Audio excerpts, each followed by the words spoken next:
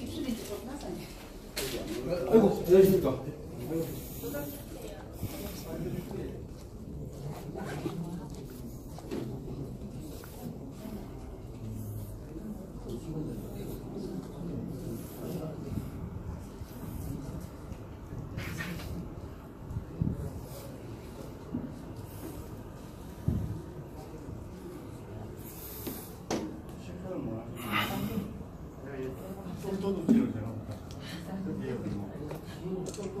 나라 도둑놈은 도둑놈이 아닌데 이는 좀 도둑 문제 같은 놈은 도둑놈이 아니고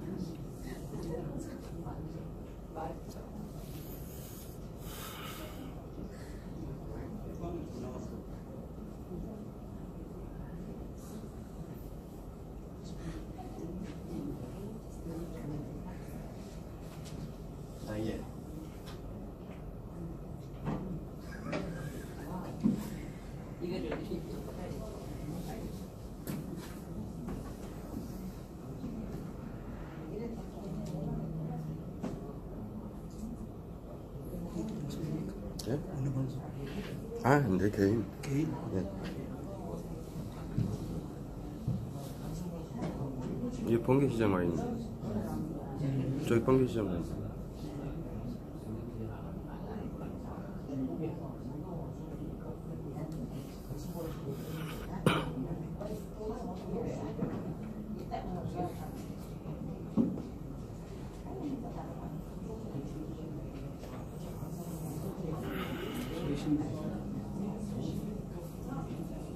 사람도 별로 안 오네. 원래 인모야.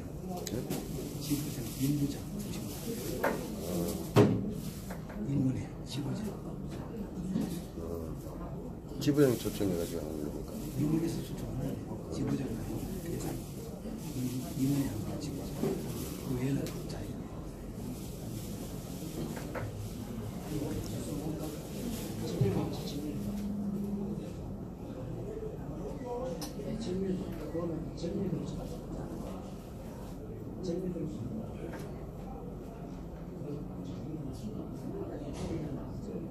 예예예. 그 아주 최소한 그 정식이고, 그 정식인데 우리 때는 정식 비상식인데. 예예예.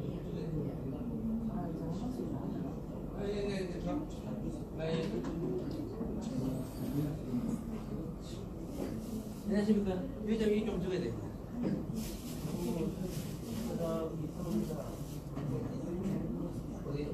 내일 모레 우리 아직 공부하는 게 시간 있어 없는 아니 같이 또 해놓고 계십니다.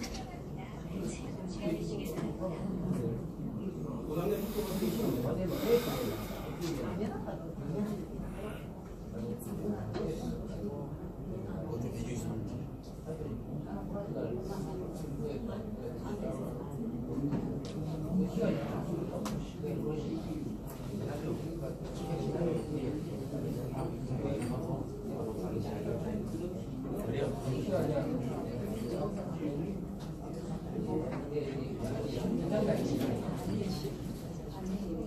안녕하세요. 오랜만입니다. 안녕하십니까.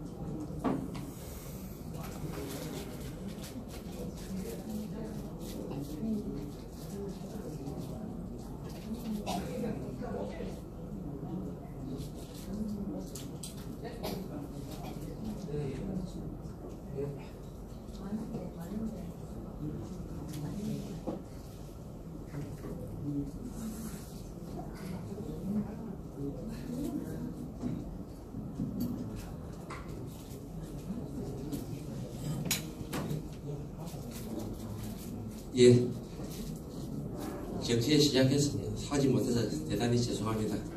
지금부터 대한애국당 변희재 인재영입위원장 초청 강연이 있겠습니다. 예, 박수로 시작해 주시기 바랍니다. 먼저 마리로 경상남 도당 위원장의 인사 말씀이 있겠습니다.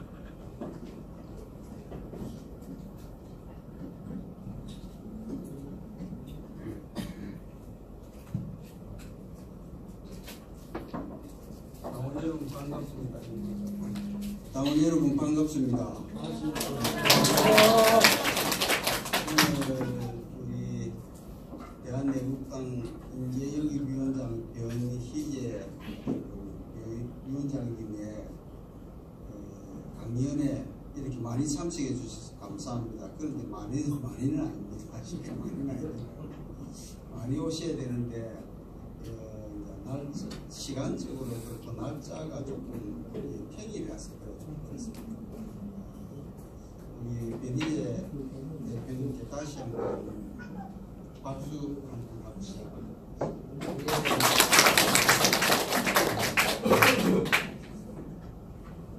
예, 강연회가 아니고 강연이라서 각종 의뢰 및 소개 다 생략함을 양지 바라며 지금부터 변희재 인재영입위원장의 초청 강연이 시작되겠습니다. 예.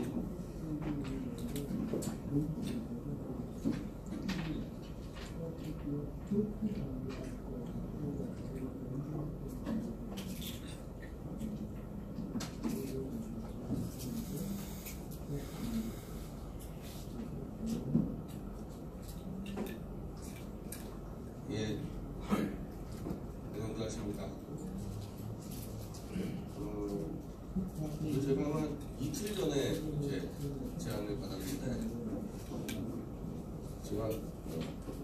흔쾌히 수락한 게 저도 이 정당 생활을 사실 처음 해보다 보니까 하나하나 다 배우면서 일을 하고 있고 과거 다른 활동과 좀 비교하면서 이게 지금 내가 하는 게 맞는 건가 아닌 건가 다 확인하면서 일을 하고 있습니다. 그리고 분명히 내가 원래 이렇게 계획했던 거와는 전혀 지금 다른 방향으로 제가 뭐 이날 이 시에 대한민국당 지도부로서 창원에서 강의를 한다 당원들에게 이런 거 지난해 같았으면 제가 이런 활동을 하는 건 생각도 못했던 일들을 지금 하고 있는 겁니다.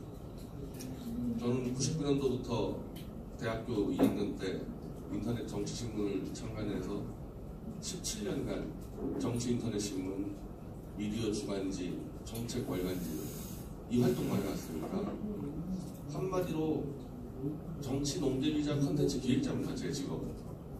근데 좀 비슷해 보이죠? 자꾸 정치를 얘기하니까 정치 얘기하는 거와 실제 정당 지도부로서 활동하는 게 다른 일반 분들보다는 그래도 좀 비슷한 일을 하지만은 그것도 또 어마어마한 차이가 있습니다. 제 개인적으로 볼 때는 굉장한 차이가 있습니다. 제가 이럴 정도인데 여기 있는 그동안 평범한 시민으로 살면서 한겨울에 태극기 들고 나갔다가 여기까지 오게 되리라고는 대부분 다 생각을 못 하셨을 거예요. 그러니 사실은 지금 전국적으로 다 그런데 다들 정당이 뭐며 정당인으로서 어떤 자세를 가져야 될지 혼란스러운 겁니다 아마. 그리고 그런 것들은 전국 이 지부장에서도 곳곳에서 그런 혼란들이 좀 벌어지고 있습니다.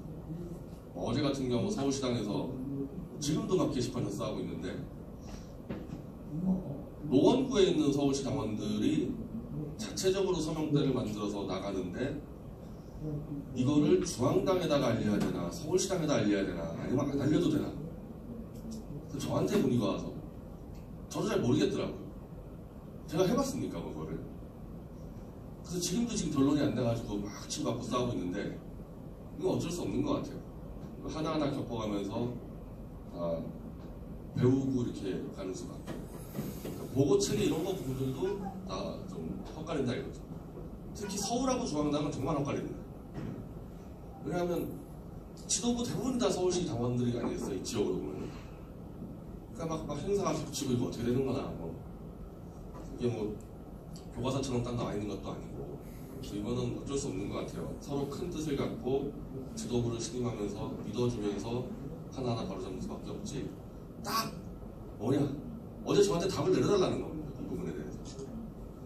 제가 답을 내린 거는 난 모르겠는데 나한테 보고할 건 아닌 것 같다. 노원구 당원들이 서명대를 설치하는데 지도부 변희재한테 보고할 건 아닌 것 같다. 알아서 해라 서울시 당원들끼리. 또 뭐 무책임하다고 또 막 그러는데 그건 뭐 어쩔 수가 없어요. 이런 부분 같은 거. 우리가 하나하나 좀 점검을 한번 해보겠습니다.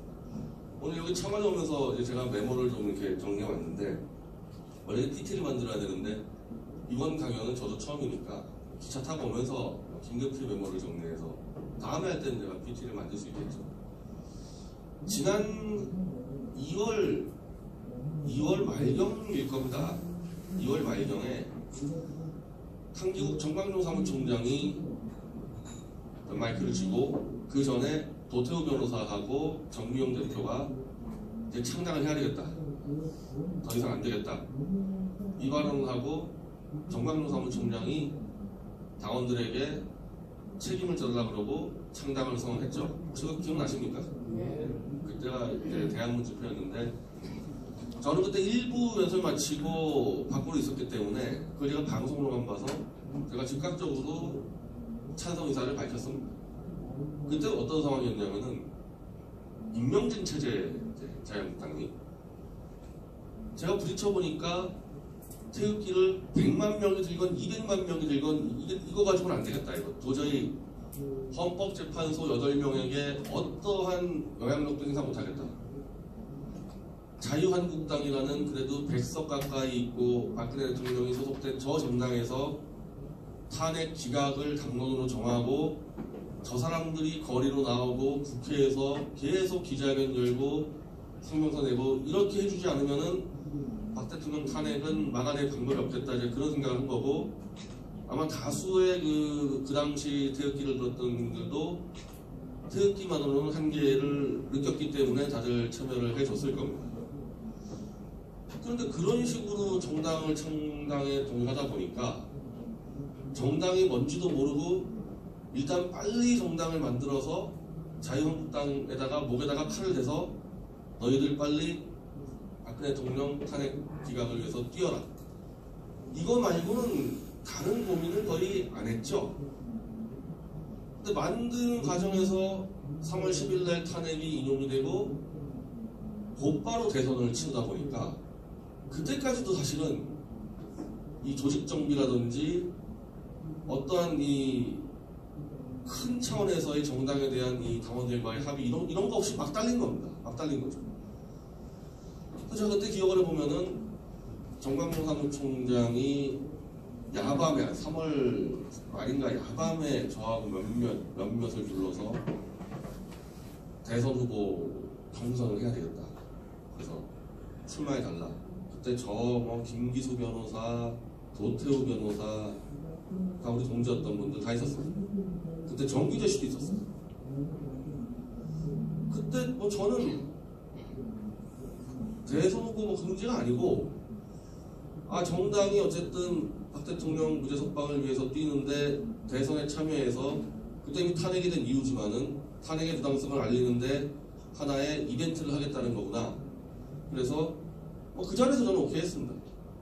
그리고 정광용 사무총장도 출마한다고 했기 때문에 제가 그 조건을 걸었죠. 내가 나가면 당신도 나가야 된다고. 사실 이것도요. 정당의 사무총장이 무슨 자리인지를 아는 사람이 볼 때 이건 말도 안 되는 거예요. 지금 우리 현재 대한민국당은 아직 사무총장이 없습니다. 근데 원래요, 이 정당은 대표보다도 사무총장이 더 실권을 갖게 되는 구조가 있습니다. 우리 지금 조원진 대표님 보십시오. 창당이 돼도요, 대표는 거의 전국을 다니는 게 될 거예요. 전국을 다녀야 될 겁니다. 그럼 당에 있는 산림이나 이거 조직은 누가 관리해야 됩니까? 사무총장이 관리해야 됩니다. 그러니까 사무총장이 조직에 막강한 권한을 갖게 되고, 그게 아니었더라도 어차피 이 예전에 새누리당의 정당은 정광용 사무총장이 다 1인이 좌지우지하는 정당 아닙니까? 그러니까 만약에 그 당시에 경선을 했다 그러면요, 정광용 사무총장이 압도적으로 이기게 되는 경선인 거죠. 그 당시 만약에 대선 경선을 했다면. 조원진 의원하고 붙었어도 아마 정광용 사무총장이 쉽게 이기는 거였어요. 근데 그때 저부터 해가지고 정미용 대표 다 조건이 당신도 나가라. 우리가 나가면. 그 걸었다는 얘기는 뭐겠어요? 경선에서 이길 생각이 없다는 거죠. 경선에서 내가 이기려고 마음먹으면은 정광용 사무총장 못 나오게 막았어야 되는 거거든요. 그리고 어느 정당도 경선의 사무총장은 나가지 않습니다. 그 문제 때문에. 조직을 쥐고 있기 때문에 사무총장 임명된다는 얘기는 대선이든 무슨 어떤 경선도 출마하지 않는다는 전제를 안 치는 거거든요. 근데 우리는 그런 것도 안 따졌다는 거죠. 그런 것도 안 따지고 그냥 막 갔다는 겁니다. 근데 이게 알려지니까 그냥 이 페이스북에서 어마어마한 공격이 들어왔습니다.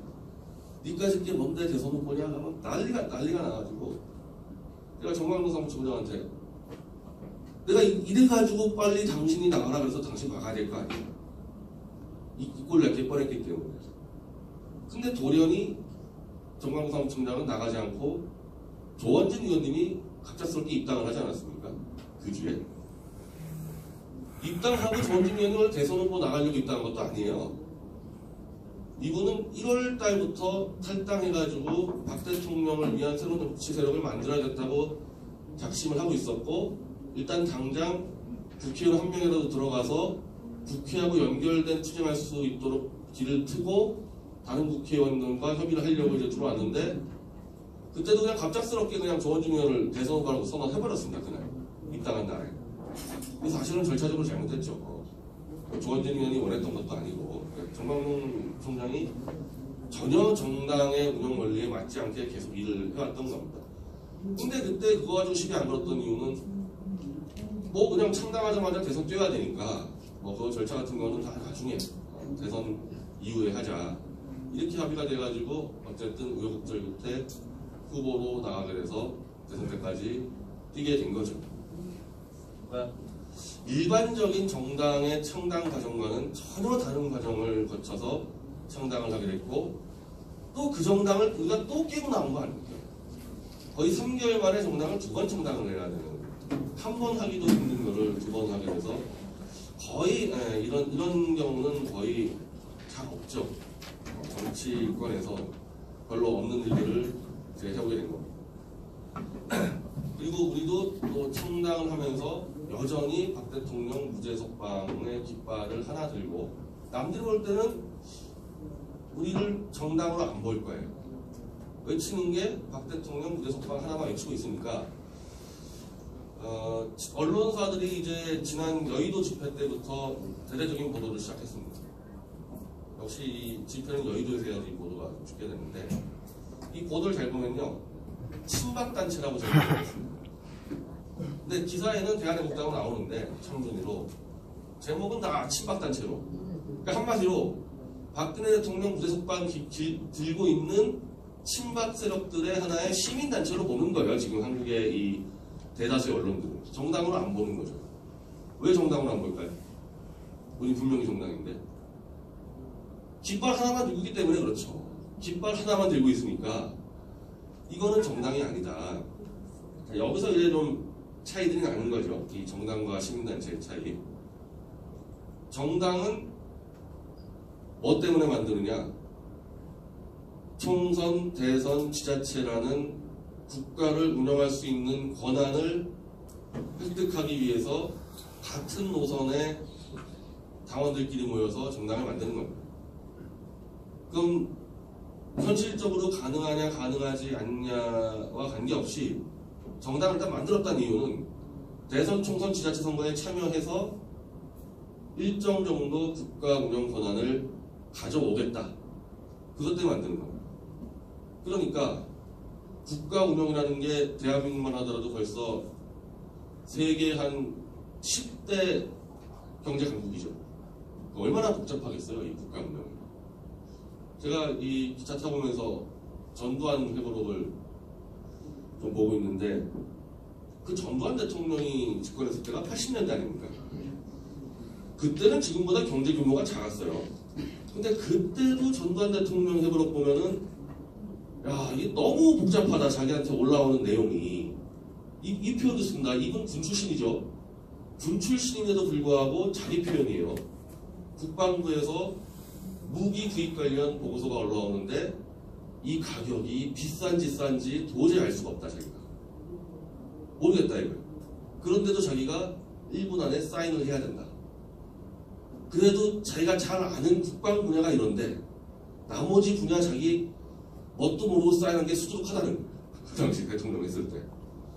근데 그 전두환 대통령 이후에 지금 대한민국이 얼마나 커졌습니까? 이 국가에 우리가 운영을 한다?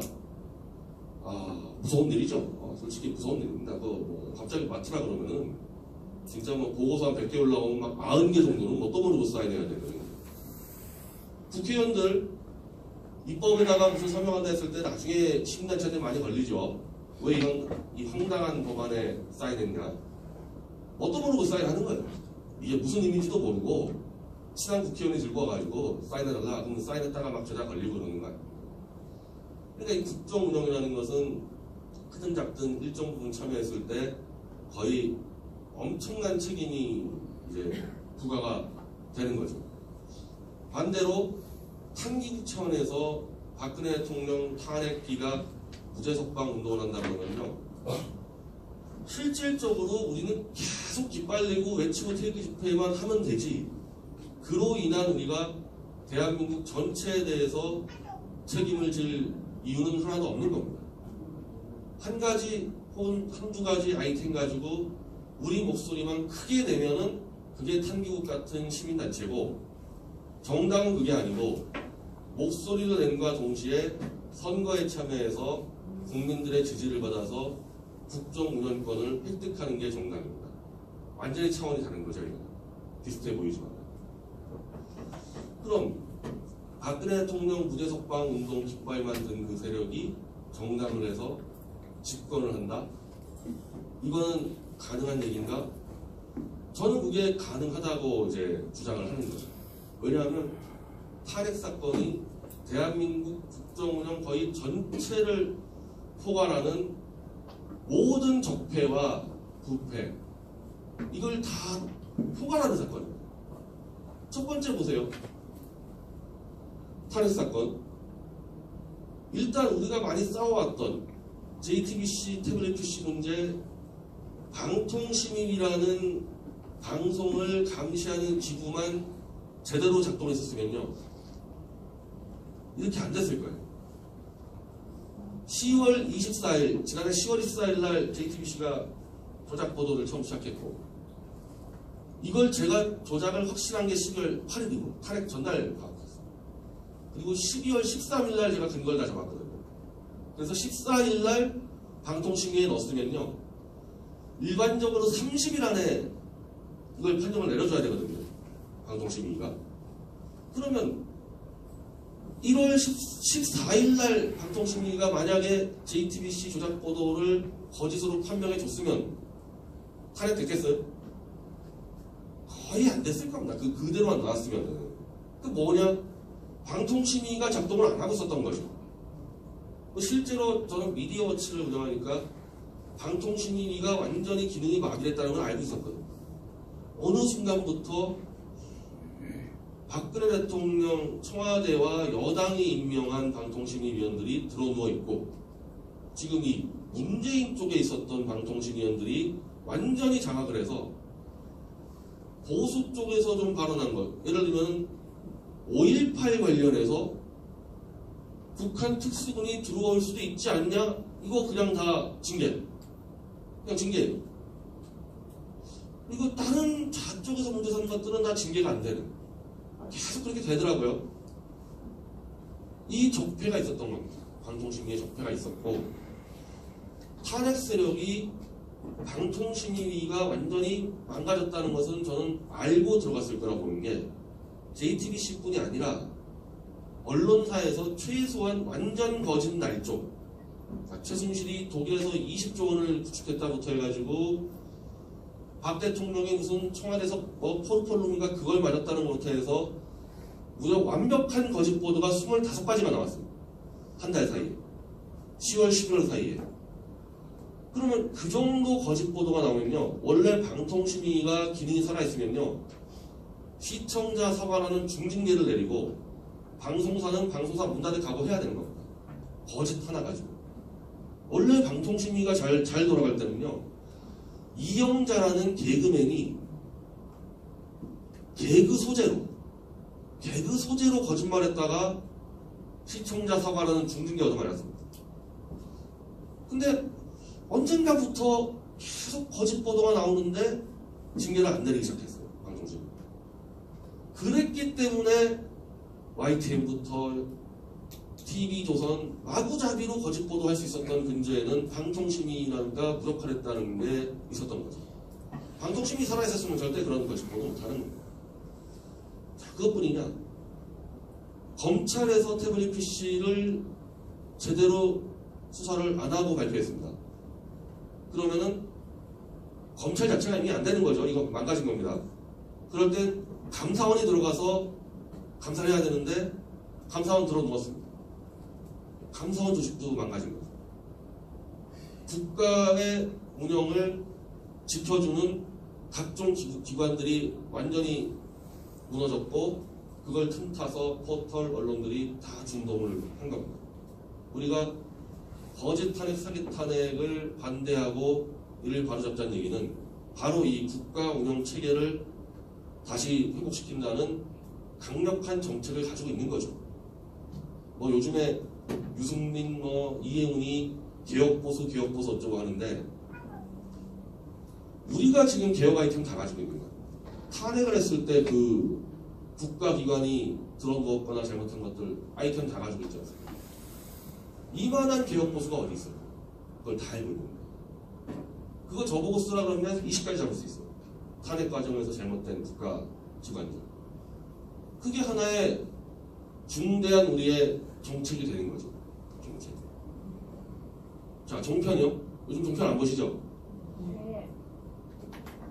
요 종편 안 보는 사이에 우연히 식당 가서 보면은 뭐 거의 뭐 문재인 씨 뭐 친구들 다 나오더라고 종편에. 제가 보질 않기 때문에. 자, 종편을 기억한다? 종편을 기억하려면요, 원래 종합편성 채널은 예능과 교양과 보도를 3분의 1씩 수준으로 프로그램 편성의 포트폴리오를 짜는 게 의무화된 편성 채널입니다. 보도 채널은 24시간 보도만 하면 되는 거죠. 보도 채널은. 영화 채널 24시간 영화만 틉니다. 근데 왜 종편은 특수하게 엄청난 혜택을 받느냐? 종편의 그 TV조선 이런 애들 다 뭐 번호도 잊어버렸어요. 제가 하도 안 봐서. 막 17번, 18번 때 있지 않습니까? 채널 A나 이런 것들. 그거 정부가 특혜를 준 거예요. 무슨 근거로 특혜 준 거냐? 이 종합편성 채널은 대한민국 예능 프로그램 사업, 교양 프로그램 사업, 보도 사업을 상당히 많은 돈을 넣어서 투자를 해서 국익에 기여한다는 조건으로 번호를 앞자리 쪽을 다 준 겁니다. 그러면 종편은 예능과 드라마와 교양과 보도에 돈을 써서 해야 될 거 아닙니까? 아이러니하게도 여기다 그래도 좀 원래 취지대로 돈을 쓰는 데는 JTBC밖에 없고 TV조선 채널A는 드라마도 안 만들어요. 예능도 고급 안 만들어. 교양도 고급 안 만들어. 그냥 요즘 같은 경우는 문재인 씨 친구들 내보내가지고 정치 잡담하는데 거의 시간을 다 쓴다. 그래서 지난 탄핵 때도 거의 24시간 내내 정치 브로커들 불러다가 박 대통령 탄핵 음해하는 것만 냈다. 종편의 취지에 완전히 위배된 거죠. 그러면 종편에게 방통위가 너 예능 30%, 드라마 30% 만들어. 안 만들면 허가 취소한다. 이렇게 해주면 되거든요. 이렇게 해주면 되는 겁니다. 우리 정당에서 이제 그 개혁안을 가지고 밀어붙이면 되는 거예요. 그럼 종편은 저질 그 정치 만담을 시간을 줄일 수밖에 없죠. 그렇게 개혁하는 겁니다. 그러니까 탄핵 과정만 쭉 보면요, 개혁 과제가 다 보여요. 이걸 어디다 가서 될지. 그건 우리 정당이 제일 잘할 거 아닙니까? 제일 잘하겠죠. 제일 많이 보고 있었으니까 잘못된 거. 자, 그리고 그것뿐이 아니죠.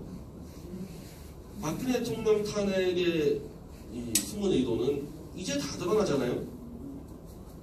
한미동맹을 구축해서 김정은 정권을 조기에 무너뜨리고 흡수통일을 하려는 움직임을 보이다가 종북 좌익들이 개입해가지고 탄핵한 거 아닙니까?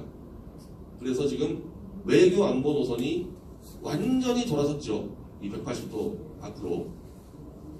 지금 정말 저는 이제 헛갈리는 게 외신을 보다가 국내 뉴스를 보면요, 다른 나라 같아요. 지금 외신은요, 이 불바다 된다 그러면 난리거든요. 그런데 국내 이 외교안보 뉴스를 보면은, 특히 청와대발 뉴스를 보면은 5.18을 뭘 지금 재조사를 한다 그러고, 개성공단을 뭐 또 천하태평이에요 이거 지금. 국민들 완전히 지금 이 세계에서 그냥 우물안 속에 다시 들어가가지고 옛날 고종 시절 때, 일제의 나라 뺏기던 그 고종 시절 때로 좀 돌아갔습니다. 강대국끼리 지금 북한을 때려 부수냐, 아니면 북한을 중국에 넘겨주느냐, 대한민국을 일본에 넘겨주느냐, 그 논의하고 있는데, 천하태평으로 5.18 조사하고 북한과 적십자 회담을 하고 이런 논의밖에 안 나와요. 이거 지금 나라 망한 거죠. 나라 망한 겁니다. 그리고 탄핵을 했던 이유가 드러난 거죠. 이렇게 하려고 탄핵한 겁니다. 이렇게 하려고. 이제 우리는 결정권을 상실했어요. 북한 문제와 외교안보 문제에서 결정권을 완전히 상실해버렸어. 자, 그러면 박근혜 대통령 무대 속방 복원한다는 얘기는 뭐냐? 외교안보 통일 노선을 다시 노린다는 얘기 아닙니까? 우리의 외교안보 정책이 그냥 나오는 거예요. 사실 박근혜 대통령을 이 보수 진영에서도 이제 계속 자꾸 들고 나오는데 이제 홍준표가 박 대통령을 버린다고 하니까 하여튼 뭐 그동안에 우리랑 같이 태극기 들면서 박 대통령은 죄가 없다 떠들었으니 이제 와서 홍준표의 중선 보수파리들이 박 대통령은 죄가 있다 이 말은 못할 거 아니에요. 아무리 양심을 팔아도. 그러니까 탄핵당할 만하다는 논리를 자꾸 개발하는데 그 중에 하나 들고 나오는 게 박 대통령이 친중 정책을 펴서 미국에 밉보여서 탄핵당할 만하다 이러고 있는데 그 논리를 앞장선 사람도 정 기자입니다. 그 논리 정 기자 앞장서는데 이건 진짜 아니에요. 박근혜 대통령이 친중처럼 보였던 이유는 오바마 정권이 내던졌어요. 북핵 문제를. 왜냐하면 그때까지만 해도 북한이 미국을 직접 본토에 타격하겠다 그런 움직임은 없었기 때문에 북핵 문제는 중국과 대한민국의 문제지 미국 문제가 아니니까 우리는 들어누워 있고 김정은이 핵을 포기할 때까지는 대한민국, 중국 니네들이 알아서 하고 김정은이가 핵을 포기해서 오면은 내가 나가서 해결하겠다. 이게 오바마 정권의 전략적 인내 정책이니까 그럼 어떻게 해야 돼 박근혜 대통령이? 중국이랑 얘기를 해야 될 거 아닙니까? 미국이 들어누워 있는데 그래서 중국한테 가가지고 북한이 자유통일이 되더라도 중국의 이해에 어긋나지 않는다. 설득을 하러 가는 거예요. 그러니까 이제 시진핑이 그러면은 한번 와봐라. 그때 천안문 때 보는 거 아닙니까? 그 인민군 창설 의회 때. 박 대통령은 당연히 미국하고도 당연히 얘기를 했죠. 그래서 외교부 장관이 미국에 갔습니다. 그럼 오바마 정권 어떻게 했어요? 그거 니네가 알아서 해. 니네가 알아서. 그게 친중 정책의 실체예요. 그게. 그거는 대통령 입hal할 게 하나도 없습니다. 그렇게 하다가 그럼 사드 배치는 왜 됐냐? 주한미군이 이 현장에서 워싱턴에 있잖아요. 오바마는. 그냥 들어누워 있는데 주한미군이 볼 때 북한의 핵미사일이 떨어질 것 같아요. 이 한국에. 그러면은 주한미군 한 4만 명에다가 미국인 한 수십만 명이 죽을 수 있다. 이거 안 되겠다. 그래서 이 주한미군에서 오바마한테 요청을 한 겁니다. 이 사드 배치를. 이것도 보수 진영이 음해를 하는데 박근혜 대통령이 중국 눈치를 보느라고 사드 배치를 쉬쉬하고 숨겼다 그러는데 주한미군과 오바마 워싱턴과 밀고 당기기를 한 거예요. 사드 배치는. 엄밀히 말하면 거기다가 박 대통령이 개입할 여지도 없어요. 자기들 돈 가지고 자기들 주한미군에다가 한미 상호방위 협정을 근거해서 무기를 가져오는데 오바마 입장에서는 야, 그 돈 들어가는데 왜 하냐 이렇게 나오는 거고 주한미군은 잘못하면 여기 다 죽는다 주한미군 빨리 배치해달라. 그거를 워싱턴과 주한미군 밀당을 하다가 배치가 된 거기 때문에 박 대통령은 개입할 여지가 없었거든요. 이것까지도 음해한단 말입니다. 이 사드 배치를 박 대통령이 받는. 아니 권한이 없으니까 그 당시 박근혜 정권은 아무 말도 안 했는데 아니 권한이 없으니까 아무 말도 안 하는 거죠. 권한이 없으니까. 중국한테도 할 말도 없는 거고. 외교 문제 잘못한 거 없습니다. 친중 정책 펴는 게 아니에요. 그래서 그러한 박근혜 대통령이 추진했던 한미 동맹에 근거한 자유통일 정책은 우리가 당연히 받아들였죠. 벌써 뭐 된 거 아닙니까? 우리 외관 군무 정책은. 그럼 국내의 수많은 적폐 개혁 정책, 외교안보 정책 이게 박 대통령 탄핵무효 무죄석방 운동으로 한꺼번에 다 갖춰져 버리는 겁니다.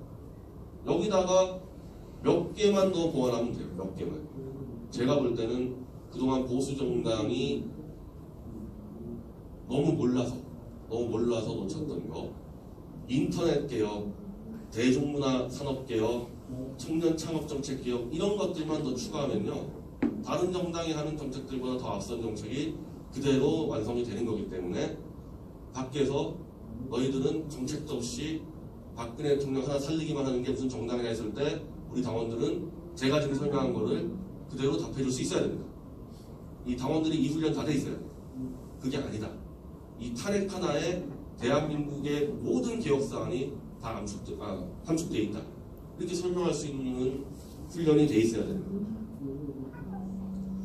자, 그러면 우리가 이제 정당을 이제 만들었죠.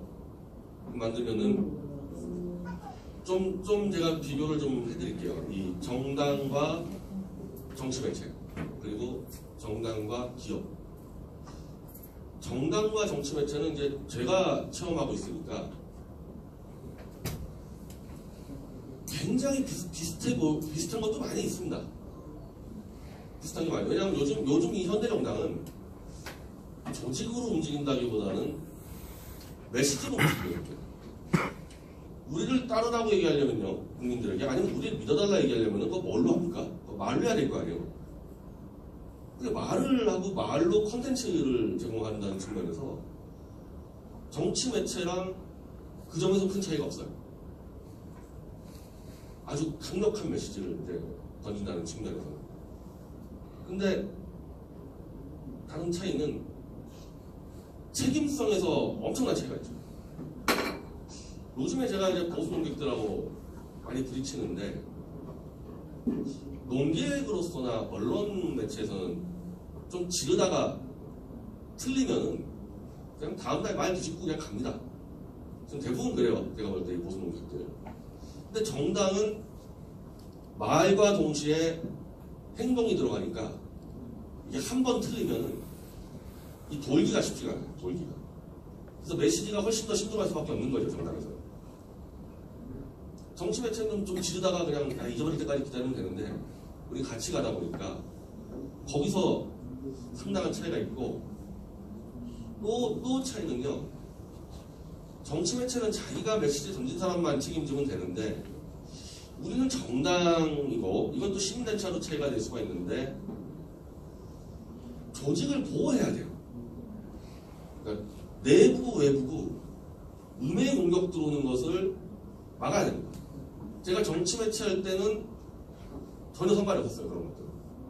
소수의 컨텐츠 생산자들이 가서 치면 되는데 여기는 훨씬 더 폭이 넓고 거대하니까 내부나 외부에서 흔들려는 공격이 어마어마하게 들어오고 있습니다. 그건 요즘에는 거의 제가 볼 때는 홍준표의 중성 보수파리들이 가장 음해를 많이 하고요. 정강용 쪽은 요즘 많이 약화됐는지 제가 큰 움직임이 안 보이고 좌익들 별로 음해 안 합니다. 아직까지는. 나중에는 붙겠지만은 거의 수단과 안걸 안 가리고 이 홍준표 쪽에서 음해가 들어오는데 음해를 누구한테 들어갈까요? 거의 대부분 조원진 대표로 가게 돼 있습니다. 제가 자유한국당 공격할 때 홍준표를 공격하듯이 저쪽도 마찬가지. 그래서 벌써 지금 몇 명이 지금 음해를 들어가는데 혁신에 있는 그 전경련 출신 여러 명이 조원진 대표가 3월 1일날 뒤늦게 태극기 집회 나와서 뭐 애국 동지들 추운데 고생했죠 한 거 해가지고 자기들과 몇몇 청년들이 비웃었다. 한겨울에 뭐하고 이제 나와서 뭐 하냐. 이 글을 어제 페이스북에 올려놨는데 저런 글도 그냥 올리는 거 절대 아니에요. 철저하게 내부에서 얘기해서 조원진 의원은 태극기 집회 때 숨어 있다가 이게 커지니까 슬쩍 숟가락 얹었다. 이 이미지를 박으려고 치밀하게 계획해서 들어오는 공격입니다. 그런 걸 제때제때 다 막아버려야 돼요. 그거는 우리 당원들이 끈끈 뭉쳐서 본다 막아줘야 되는 거예요. 이런 차이가 있는 거예요. 그게 무슨 조원진 의원이 뭐 잘나서 우리가 막는 게 아니라 우리 당의 대표 상징이기 때문에 이 상징이 무너진 순간 다 무너지게 돼 있거든요. 그렇기 때문에 대표에 대한 음해 들어오는 것은 무조건 막아야 됩니다. 그래서 제가 조원진 대표가 건드린 논쟁은 반드시 반격을 합니다. 그걸 알려주는 거예요. 이쪽 건드리면은 가만 안 있는다. 그리고 그건 제가 설명을 드릴게요. 그 조원진 대표는 탄핵이 될 때 당시 새누리당의 최고위원이었습니다. 그것도 득표 1위 최고위원이었기 때문에 당 안에서 탄핵 반대 당론을 만드는 작업을 하고 바깥으로는 김진태 의원이 나온 거죠. 그러다가 12월 20일 날 이정현 대표 체제가 무너집니다. 그러면서 임명진 대표 체제가 들어오지 않습니까? 그때 조원진 의원은 최고위원을 자동 사퇴하게 되죠. 근데 그러자마자 임명진이 태극기 집회 참여 금지령을 내립니다. 그래서 김진태 의원이 한 줄을 못 나왔어요. 그것 때문에. 그래서 그 당시 김문태 의원하고 조원진 의원하고 여러 명이 움직여서 1월 초에 임명진을 압박해서 태극기 집회 금지령을 풉니다. 풀었다기보다는 임명진이 자기는 금지령 내린 적 없다 이렇게 말을 바꿔가지고 그때부터 이제 그 당시 새누리당 정치인들이 좀 나올 수 있게 된 거예요. 그래서 그때 조원진 의원이 1월 중순 집회 때 박대출, 이의원 등등하고 다 같이 나온 거예요. 그래서 그때 1월 달에 처음 나온 겁니다. 이게 뻔한데 3월 1일부터 숨어있다 나왔다 해서 음에 들어가잖아요. 이 홍준표 쪽에서. 그것도 어린애 시켜가지고. 이런 식으로 하는 겁니다. 그래서 일반 정치 매체들끼리 싸움하고는 비교가 안 될 정도로 공격 음해가 많이 들어옵니다. 그리고 그거는 당원들이 다 막아내야 된다. 모든 공격들. 정규재 씨가 그냥 슬쩍 끼어드는 거 보세요. 윤상현, 최경환, 서청환 친박에다가 그냥 아무 이유 없이 조원진이랑 같이 집어넣어버리잖아요. 그것도 우연이 아니에요. 다 계획적으로 하는 겁니다. 그럴 때마다 가서 우리가 공격을 해야 됩니다. 막아내야 됩니다. 이런 차이가 있다는 거죠. 정치 콘텐츠 매체끼리 싸움하는 거랑 정당에서 싸움하는 것은 훨씬 더 비열하고 기회주의적이고 그런 게 있습니다. 근데 그건 또 왜 그럴까요? 정당이라는 거는 아까 말씀드린 대로 국정 운영권을 가져오는 그 싸움을 벌이는 데 아닙니까? 그게 사실상 권력 투쟁이잖아요. 그러니까 권력 한가운데를 가로지르기 때문에 가만두질 않아요. 무조건 여기 대부분 기업 하시는 분들 많을 텐데 이 기업에서 돈 싸움하는 거와 정치판에서 권력 싸움하는 거는 게임도 안 됩니다. 왜냐하면 돈 싸움이라는 거는 1,000원 가지고 싸우면은 900원 가지고 합의가 가능한데 권력은 오로 나띵의 성격이 좀 있어요. 특히 대한민국 대통령제 같은 경우는 2등이 존재하지 않잖아요. 지금 문재인이 43%로 대통령 되지 않았습니까? 그러면은 문재인을 반대하는 국민들이 60몇 프로가 있는데도 40몇 프로 가지고 지금 3개월 만에 대한민국 완전히 자기 뜻대로 만들어 놓지 않았습니까? 권력의 습성이 이렇다는 거죠. 기업끼리는 삼성하고 애플하고 지금 거의 20년째 싸우는데 싸우면서 계속 타협합니다. 돈 가지고. 소송 무진장 걸어놨다가 돈 가지고 타협하고 돈 가지고. 그래서 지역 싸움하고는 성격이 전혀 다른 싸움이라는 거죠. 권력 싸움이라는 거죠. 그리고 권력을 잡았을 때 보복할 수 있는 검찰 권력, 경찰 권력, 국세청 권력 다 동원해버리잖아요. 그래서 공격이나 이런 것들이 일반 기업하는 것도 엄청난 차이가 있다. 제가 여의도에서 좀 매체에 보면은 이 정치인들을 후원하는 기업가들을 많이 보는데 이 기업가들이 정치인 좀 우습게 보는 경향이 있어요. 왜냐하면 이렇게 딱딱 펼쳐보면요, 기업가들이 좀 더 나아요. 인격적으로나 지식적으로. 그 기업가들이 우습게 보다가 정치 딱 들어가잖아요. 거의 뼈도 못 치립니다. 정치판에. 한번 생각을 해보세요. 기업가 출신 정치인. 이명박 대통령은 좀 예입니다. 거기는 기업가라기보다는 건설 현장을 누볐던 거의 노동자에 가까운 사람이에요. 경영자라기보다는. 건설의 특수 때문에. 근데 유한 킴벌리의 저 문국현 사장 있잖아요. 4년도 못 버텼잖아요. 그리고 그렇게 좋은 조건 가지고 있었던 정몽주 씨 보세요. 아직까지 헤매고 다니죠. 안철수 안 돼, 기업가들.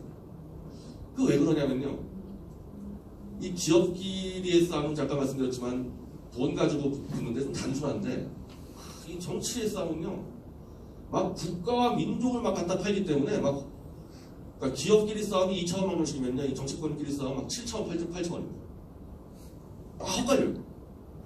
어제 제가 야밤에 방송 하나 내보낸 게 정규재 씨가 느닷없이 홍준표에게 이승만 박정희 사진을 당사에 걸라.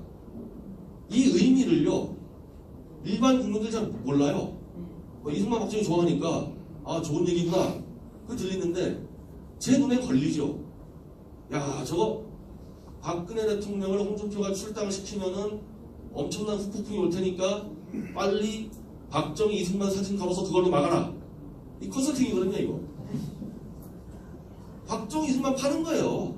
우리가 기업할 때 박정희 이승만 팔진 않잖아요. 근데 정치는 뭐 박정희 이승만 뿐이니까 뭐 단군 뭐 세종대왕 다 파는 겁니다. 그냥 걸리는 것들. 그거 간파하는 게 이 기업인들이 간파가 안 되는 거예요. 그게. 그래 본 적이 없으니까. 이해운이 왜 갑자기 박정희 생가를 들어갑니까?